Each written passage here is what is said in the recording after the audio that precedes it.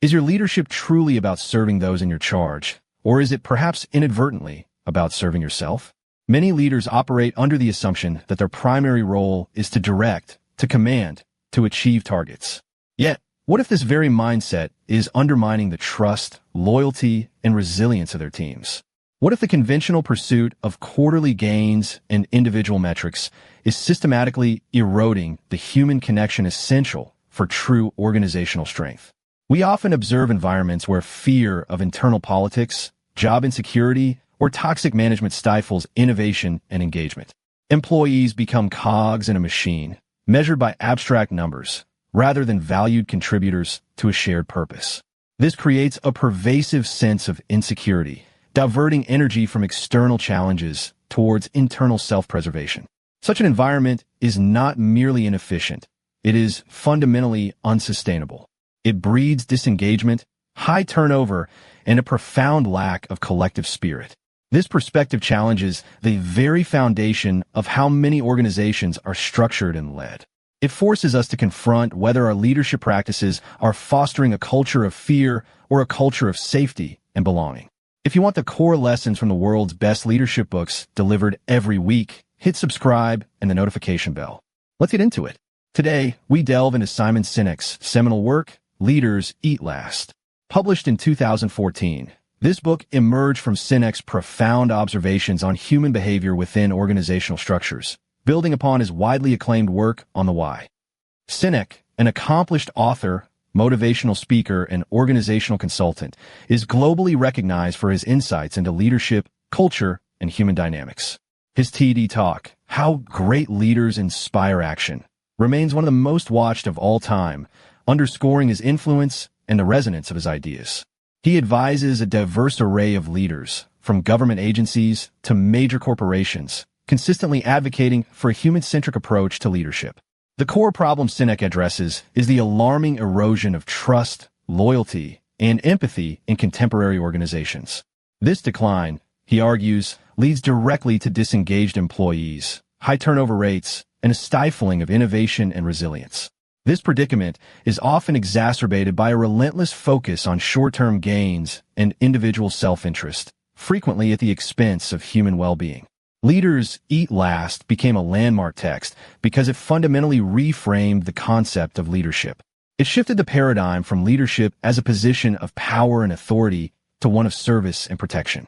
Sinek masterfully grounds his arguments in evolutionary biology and human psychology, providing a compelling, evidence-based case for why creating a circle of safety is not merely an ethical imperative, but an absolute necessity for organizational success and human flourishing. The book offers a powerful counter-narrative to traditional, often hierarchical, management approaches that prioritize metrics over people. This is not a book for a niche audience. Its insights resonate with Fortune 500 CEOs, military commanders, senior pastors, entrepreneurs, government officials, HR executives, and team leaders alike. Anyone aspiring to build resilient, high-performing teams and organizations founded on trust and cooperation will find its pages invaluable. Sinek's central argument is both elegant and profound. True leadership is about creating a circle of safety within an organization. This is an environment where people feel trusted, valued, and protected from internal threats. When this safety is established, individuals are empowered to cooperate, innovate, and thrive, ultimately leading to stronger, more resilient, and more innovative teams. It is a call to return to the fundamental human need for belonging and security as the bedrock of exceptional leadership. Lesson 1. The circle of safety. The first, and arguably most foundational, principle articulated by Sinek is the imperative of creating a circle of safety. Leaders bear the profound responsibility of cultivating an environment where their people feel secure, protected from internal threats such as office politics, toxic management, and the pervasive anxiety of job insecurity. When this safety is established, individuals are liberated to direct their full energy and creativity towards external challenges and opportunities, rather than expending it on self-preservation within the organization. Sinek posits that humans are inherently social animals, biologically wired for cooperation. However, this innate drive for collaboration can only flourish within a context of perceived safety. When leaders consciously prioritize the well-being of their people over mere metrics, over personal gain, or over short-term financial objectives, they cultivate an environment of profound trust and unwavering loyalty. This enables individuals to contribute their absolute best, unburdened by fear. It transforms an organization from a collection of individuals competing for resources into a cohesive unit working towards a shared vision. Consider the enduring success of Southwest Airlines. It consistently ranks exceptionally high in both employee satisfaction and customer service. This is not coincidental. It is largely attributable to a deeply embedded culture that unequivocally puts employees first. Leaders at Southwest actively and visibly work to protect their people, fostering an atmosphere of high morale, remarkably low turnover, and a powerful collective effort that translates directly into superior service for their customers. Their leaders understand that a secure and valued workforce is the ultimate competitive advantage. Your challenge, then, is to critically assess your own organizational sphere. Where within your team or department do people currently feel unsafe? What specific, tangible steps can you initiate this week to consciously expand and reinforce that circle of safety for those you lead? Lesson 2. Endorphins, dopamine, serotonin, and oxytocin, the chemicals of leadership. Sinek takes us beyond abstract management theory into the realm of neurobiology, revealing how a fundamental understanding of the biological chemicals that drive human behavior can profoundly inform leadership practice. He highlights 4 key chemicals: endorphins and dopamine, associated with individual achievement and progress, and serotonin and oxytocin, crucial for social bonding and trust. Leaders who grasp these mechanisms can design environments that naturally foster cooperation and loyalty. Sinek meticulously explains that while short-term dopamine hits, derived from achieving goals or receiving individual rewards, can be highly addictive and motivating, true, long-term fulfillment and organizational resilience stem from the bonding chemicals. Serotonin provides feelings of pride, status, and recognition for contributing to the group, while oxytocin fosters feelings of love, trust, and deep connection. Great leaders, Sinek argues, master the art of balancing these chemicals. They ensure that individuals receive recognition for their efforts, stimulating dopamine and serotonin. But crucially, they also cultivate a profound sense of belonging and shared purpose, triggering oxytocin, thereby ensuring people feel truly valued and part of something larger than themselves. Observe the unparalleled success and camaraderie within elite sports teams, such as the New Zealand All Blacks rugby team. Their culture is not merely about individual talent. It is about cultivating deep bonds and an almost spiritual sense of shared purpose among players. Their rituals and traditions, which often involve shared sacrifice, mutual support, and collective struggle, are powerful triggers for the release of oxytocin and serotonin. This creates an unbreakable team spirit that transcends individual abilities, forging a collective identity that is far more potent than the sum of its parts. Your challenge is to reflect on your own leadership. Beyond merely providing individual rewards or acknowledging personal achievements, how are you intentionally fostering moments of shared struggle or collective celebration that actively release these crucial bonding chemicals, serotonin and oxytocin, within your team? Lesson 3.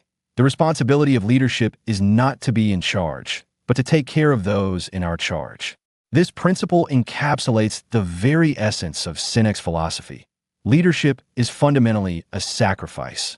It is a profound commitment to the well-being of others, rather than a mere pursuit of personal power, status, or hierarchical advantage. True leadership, in Sinek's view, is about serving, protecting, and empowering those you lead, placing their needs above your own. Sinek draws powerful parallels to military leadership, where the most revered and effective commanders literally eat last. This isn't a mere symbolic gesture.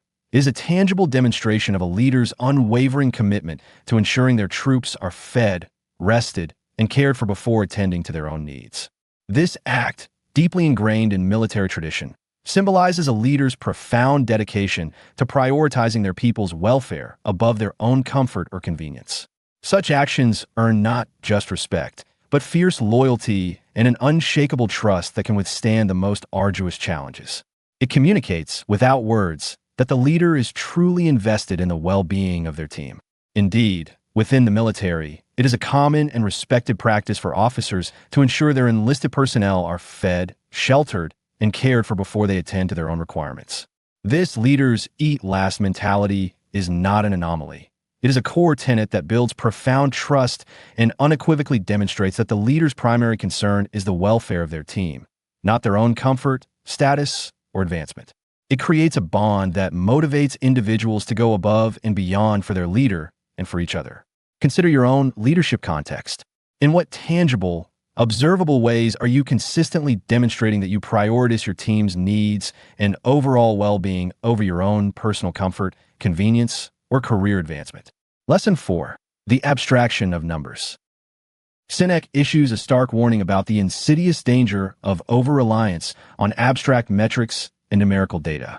While data is undoubtedly valuable, when people are reduced to mere numbers on a spreadsheet, it becomes alarmingly easy for leaders to make decisions that have devastating consequences for their lives, without ever truly confronting the human cost.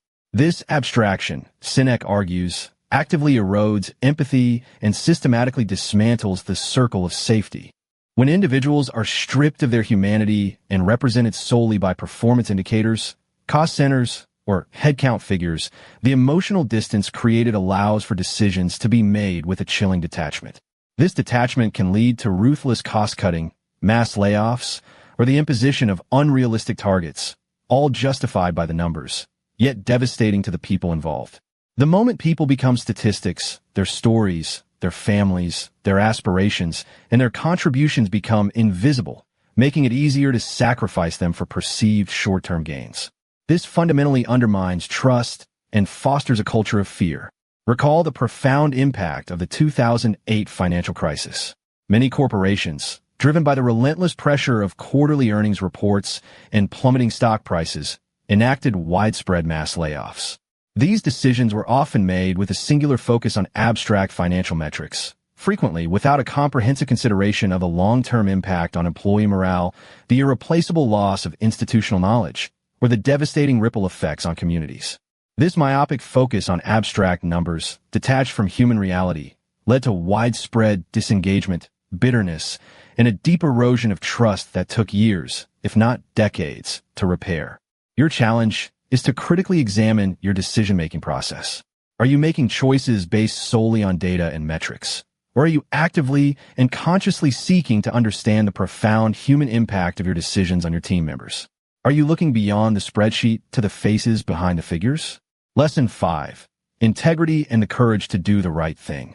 For Sinek, leadership is not merely about competence. It is fundamentally about character.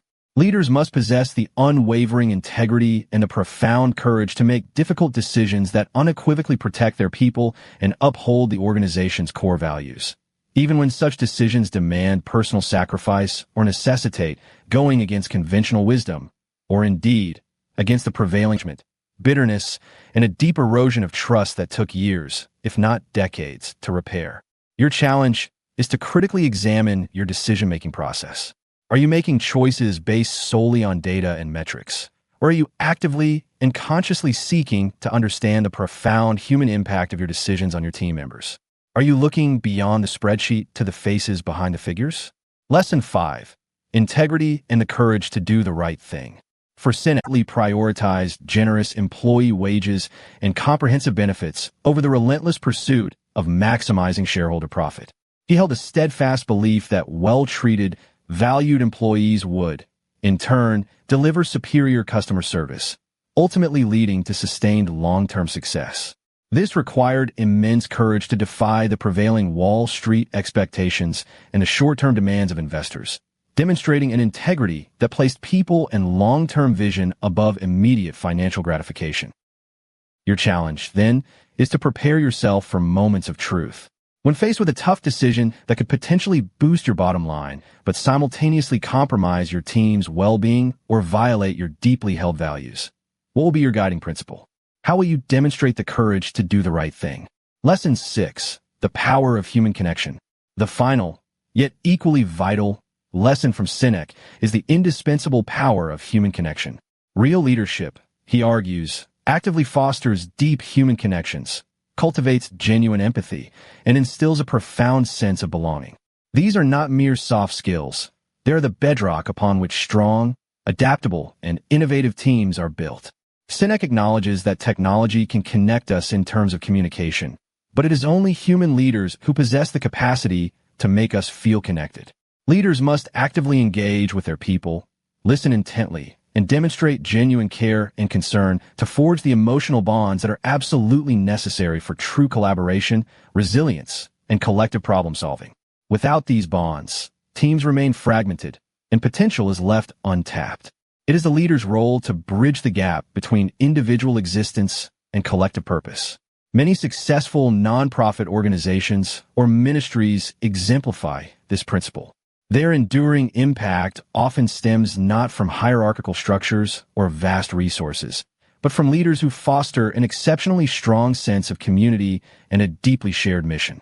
Leaders like Mother Teresa, for instance, built global movements not through conventional management, but through profound human connection, unwavering empathy, and a shared purpose that inspired immense loyalty, extraordinary effort, and selfless dedication from countless individuals. Their leadership was an embodiment of connection. Your challenge, therefore, is to consider your daily interactions. Beyond the formal meetings and structured tasks, how often do you intentionally engage in informal conversations and activities that genuinely build human connection and cultivate empathy with your team members? Are you actively nurturing the emotional fabric of your team? Having absorbed these profound lessons from Leaders Eat Last, it is time to translate insight into action. Here are 3 concrete moves you can implement this week to begin building a stronger circle of safety and fostering deeper trust within your team. Move 1. The Eat Last Challenge. This week, identify one tangible, visible way to put your team's needs before your own. This isn't about grand gestures. It's about consistent, observable acts of service. This could manifest as ensuring your team members get their breaks first, volunteering for the less desirable task that no one else wants to do, or actively listening to their concerns and perspectives fully before you even begin to articulate your own. The key is to make this act visible and genuinely driven by a desire to serve their well-being. By doing so, you send an undeniable signal that their needs are your priority, reinforcing the circle of safety. Move 2. Humanize the metrics. For any significant decision you need to make this week that will impact your people, pause before finalizing it. Consciously consider the human impact of that decision, going beyond the mere numbers on a report or spreadsheet. Make it a deliberate practice to talk to at least 2 individuals who will be directly affected by this decision. Actively listen to their perspectives, their concerns, and their insights. Understand how your decision will ripple through their work and their lives. Only after genuinely absorbing their input should you proceed to finalize your decision. This act of seeking human input combats the abstraction of numbers and reinforces empathy. Move 3. Build a connection ritual. Introduce a small, consistent ritual into your team's routine that is specifically designed to foster oxytocin and serotonin release, the chemicals of social bonding and trust. This doesn't need to be elaborate. It could be a brief, 5-minute wins and gratitude share at the very beginning of a team meeting, where everyone shares a small success or something they're grateful for. It might be a weekly team lunch, even if it's just a virtual one dedicated solely to non-work conversation. Or it could be a brief, non-work-related check-in with each team member individually at the start or end of the day, simply to ask how they are doing. The consistency and genuine intent behind such a ritual will gradually build stronger emotional bonds and a deeper sense of belonging. Leaders Eat Last offers a powerful blueprint for building organizations where people don't just survive, but truly thrive. If these insights resonated with you, if they challenge your assumptions about leadership, and if you are committed to cultivating a truly exceptional team, please like this video. Your engagement helps us reach more leaders who are seeking to make a genuine impact. And of course, for more profound leadership wisdom from the world's most influential thinkers, ensure you are subscribed to the Executive Summary and have hit that notification bell. Next week, we'll be dissecting another essential leadership text, exploring how to navigate the complexities of change and innovation within established organizations. Remember, great leaders don't just achieve results. They create environments where people feel safe, valued, and connected, enabling them to thrive and contribute to a cause greater than themselves.